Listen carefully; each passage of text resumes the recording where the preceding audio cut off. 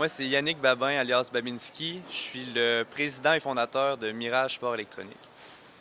Moi, mon nom, c'est Audrey Brissette, sous le nom de BriXOX. Je suis une streameuse et je suis manager de la Team Grizzly. Mais je pense qu'il faut le voir du sens du spectateur, où il y a beaucoup de gens dans le sport traditionnel qui vont regarder un sport, par exemple le hockey, mais qui ne vont pas nécessairement pratiquer ce sport-là. Puis d'une manière visuelle, le sport électronique est très attrayant, surtout pour la jeune génération.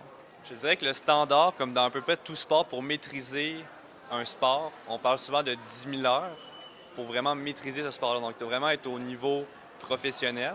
Par contre, on peut atteindre un très bon niveau dans les 5 000 à 6 000 heures de pratique normalement. En fait, je dirais que ça dépend vraiment de chaque personne, là. C'est vraiment individuel. Je pense que des gens, c'est comme le hockey, ils l'ont naturellement. C'est la même chose pour quand on game, c'est naturel ou non. C'est vraiment. Si je peux ajouter aussi, ce qui est important, c'est les méthodes d'entraînement souvent.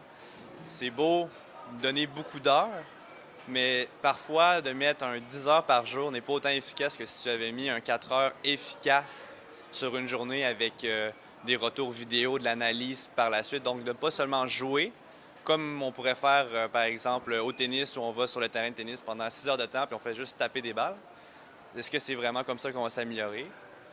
Honnêtement, je pense que les coachs puis les gens qui entourent, exemple, un athlète en tant qu'un gamer ou une personne qui veut aller plus loin, c'est vraiment important. Comme il dit, les votes reviews ou de la façon que tu joues, ou aussi pratiquer le aim, c'est vraiment, je pense, important, même si ça peut devenir naturel avec le temps, ou que ça devient aussi que ça provient d'un autre jeu que les joueurs ont joué avant. Mais je pense vraiment que les gens autour de la personne font la différence.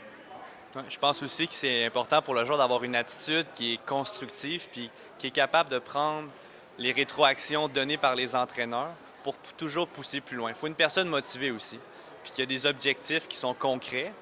Puis grâce à cela, on est en mesure d'identifier qu'est-ce que le joueur doit faire pour passer au niveau supérieur.